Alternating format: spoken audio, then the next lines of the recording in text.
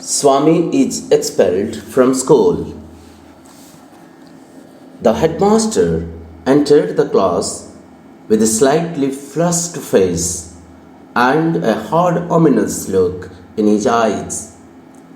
Swaminathan wished that he had been anywhere but there at that moment. The headmaster surveyed the class for a few minutes and asked, "Are you not ashamed of coming and sitting there after what you did yesterday?" Just as a special honor to them, he read out the names of a dozen students or so that had attended the class. After that, he read out the names of those that had kept away and asked them to stand on their benches. He felt that punishment was not enough and asked them to stand on their desks. Swaminathan was among them and felt humiliated at that eminence. Then they were lectured. When it was over, they were asked to offer explanations one by one. One said that he had an attack of a headache and therefore could not come to school. He was asked to bring a medical certificate. The second said that while he had been coming to school on the previous day, someone had told me that there would be no school, and he had gone back home. The headmaster replied that if he was going to listen to every loafer who said there would be no school, he deserved to be flogged.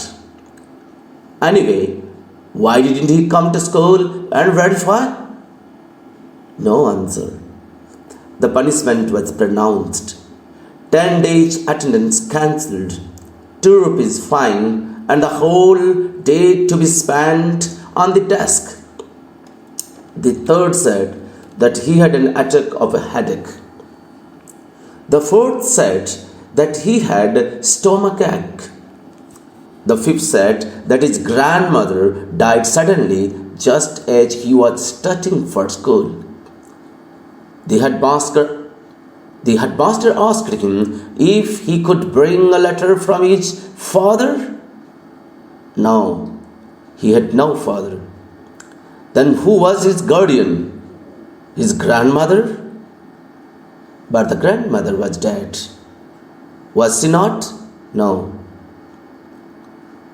It was another grandmother. The headmaster asked how many grandmothers a person could have. No answer. Could he bring a letter from his neighbors? No, he couldn't. No, none of his neighbors could read or write, because he lived in a very illiterate part of Illamman Street. Then the headmaster offered to send a teacher to this illiterate locality to ascertain from the boy's neighbors if the death of the grandmother was a fact. A pause, some perspiration, and then the answer that the neighbors could not possibly know anything about it, since the grandmother died in the village. The headmaster hit him on the knuckles with his cane, called him a street dog, and pronounced the punishment 15 days suspension. When Swaminathan's turn came, he looked around helplessly. Rajam sat on the third bench in front and resolutely looked away. He was gazing at the blackboard intently. But yet the back of his head and the pink ears were visible to Swaminathan. It was an intolerable sight.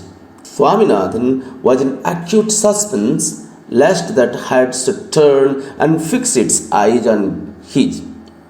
He felt that he would drop from the desk off the floor if that happened.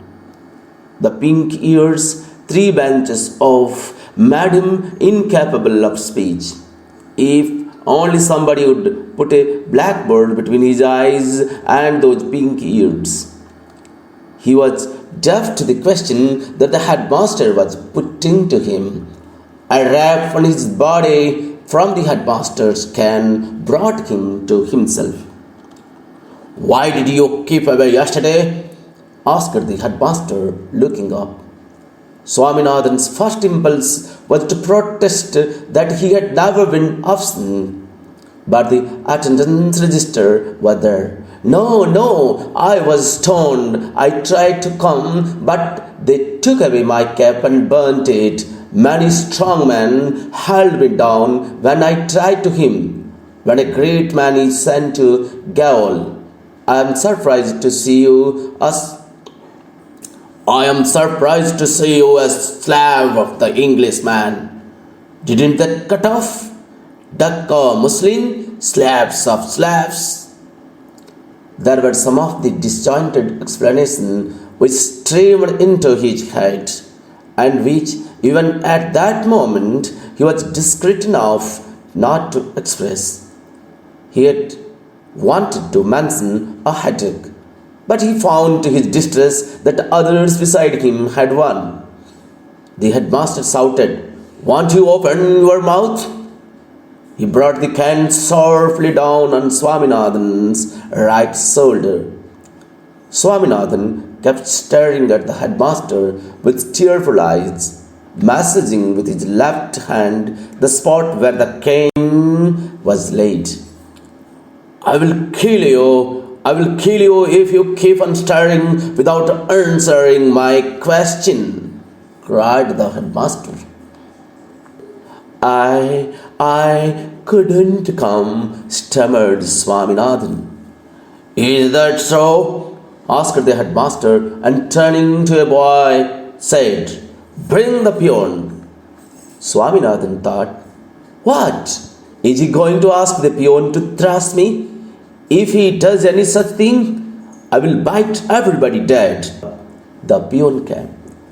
The headmaster said to him, "Now, say what you know about this rascal on the desk." The peon eyed Swaminathan with a sinister look, grunted, and demanded, "Didn't I see you break the pans?" "Of the ventilators in my room," added the headmaster with jest. Here there was no chance of escape. Swaminathan kept staring foolishly till he received another whack on the back. The headmaster demanded what the young brigand had to say about it. The brigand had nothing to say. It was a fact that he had broken the pans. They had seen it. There was nothing more to it. No, he had unconsciously become defiant and did not care to deny the charge. When another whack came on his back, he ejaculated, "Don't beat me, sir, it pains." This was an invitation to the headmaster to bring down the cane 4 times again. He said, "Keep standing there on this desk, staring like an idiot, till I announce your dismissal." Every pore Swaminathan's body burnt with the touch of the cane. He had a sudden flood of courage, the courage that comes from desperation. He restrained the tears that were threatening to rush out, jumped down, and grasping his books, rushed out muttering, "I don't care for your dirty school."